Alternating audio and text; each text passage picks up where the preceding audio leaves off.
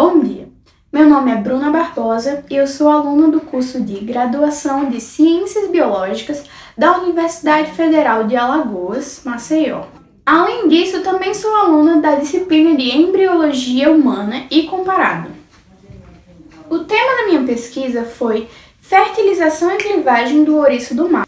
Como metodologia para essa pesquisa, eu utilizei de plataformas digitais de busca, como o Google Acadêmico e o Cielo, para que fossem encontrados artigos que serviriam de embasamento científico para a composição desse trabalho. Para encontrar esses artigos, eu utilizei de palavras-chave como Sea Urchin Development e Sea Urchin Fertilization.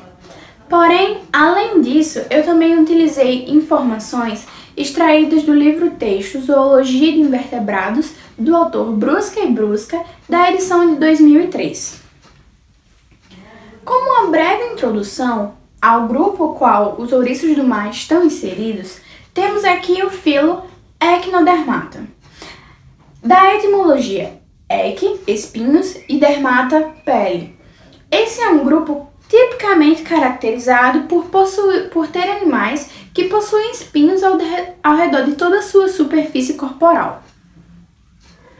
Bem, esse filo ele apresenta 13.000 espécies extintas e 7.000 espécies viventes, sendo essas divididas em 5 classes, as quais são a Asteroideia, as estrelas do mar, Crinoideia, os lírios do mar, Holoturoideia, os pepinos do mar, Ophiuroideia, as serpentes do mar e, por fim, Echinoideia, os ouriços e as bolachas da praia.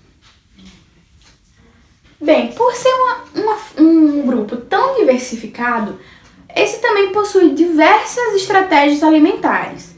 Porém, com foco no ouriço do mar, temos a raspagem do substrato com a sua superfície oral e o auxílio de um aparato alimentar chamado lanterna de Aristóteles, o qual possui dentes que raspam esse substrato buscando a matéria orgânica, a qual normalmente é animais mortos e algas. Bem, os ouriços do mar, eles são animais marinhos, bentônicos e de hábito de vida livre. Também possuem um corpo globoso, o qual em todo o seu arredor, em toda a superfície ao redor desse, ela é coberta por espinhos. Além disso, os ouriços também são animais dioicos, de fertilização externa, com raras exceções, e de desenvolvimento indireto. Também não apresentam dimorfismo sexual, ou seja, para identificar o sexo dos animais é necessário que haja a reprodução, ou seja, a liberação dos gametas na coluna d'água. Bem, e por falar em reprodução e fertilização, daremos uma aprofundada agora nesse tópico. Quando os gametas são liberados na coluna d'água, eles tendem a se atrair para que haja fertilização. Caso contrário, não existiriam embriões de ouriços do mar, muito menos indivíduos adultos. Quando eles liberam esses gametas na coluna d'água, o óvulo feminino começa a emitir moléculas quimiotáticas, as quais direcionarão o espermatozoide ao seu encontro. Esse óvulo ele também está revestido por 2 camadas, uma camada proteica e uma camada gelatinosa, a qual muitas vezes é referida como jelly coat.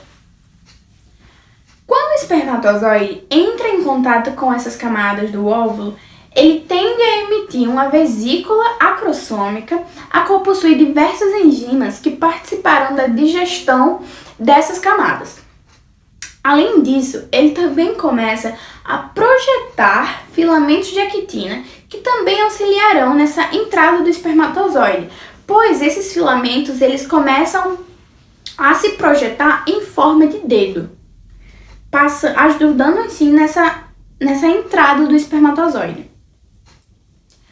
Bom, quando o espermatozoide já realiza essa digestão parcial com as enzimas da vesícula acrossômica, em uma reação chamada de reação acrossômica, a membrana do espermatozoide entra em contato com a membrana celular do óvulo, Quando essas duas se conectam, o material genético, tanto do gameta masculino quanto do gameta feminino, se fundem, formando, enfim, o embrião.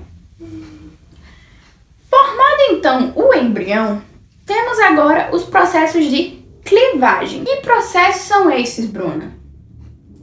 É quando o embrião começa a se dividir, aumentando seu número celular, para então essas células se diferenciarem, formando regiões específicas e órgãos específicos no corpo do animal.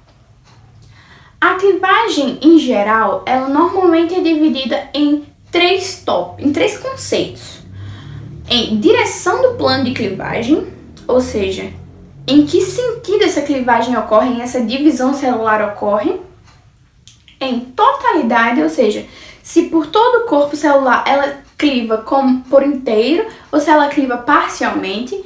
E em relação ao vitelo, ou seja, se a presença do vitelo influencia em algo nessas divisões. A clivagem do ouriço do mar, ela é holoblástica, isolesta, radial.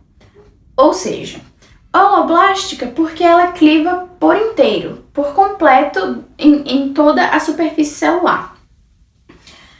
Isolesta porque a região com vitelo não influencia nessas clivagens, ou seja, a região com e sem vitelo clivam da mesma forma. E essa clivagem também é radial. Radial em relação ao sentido da divisão. Essa divisão ela ocorre no centro da célula, que é por onde passa o raio. Ou seja, quando o indivíduo já está adulto, ele tende a possuir uma simetria que segue essa direção do plano de clivagem radial. Embora o ouriço do mar ele tenha dois tipos de simetria, uma durante seu estado larval e uma durante seu estado adulto, quando a larva pluta de simetria bilateral se metamorfoseia em um indivíduo adulto, esse passa a possuir essa simetria característica da clivagem radial. Logo, os ouriços do mar possuem uma simetria pentâmera radial, que essa simetria é característica do filo Echinodermata, assim como as estrelas do mar possuem. Como pode ver na letra D dessa imagem, as clivagens já terminaram seu período, o período de clivagem já foi terminado e está em estado de blástula para formar depois a larva pluta, a qual possui pequenos braços, pequenas estruturas que se assemelham a braços. E para enfim terminar o desenvolvimento do animal. É isso, professor. Muito obrigada. Eu espero que tenha gostado da apresentação e é isso.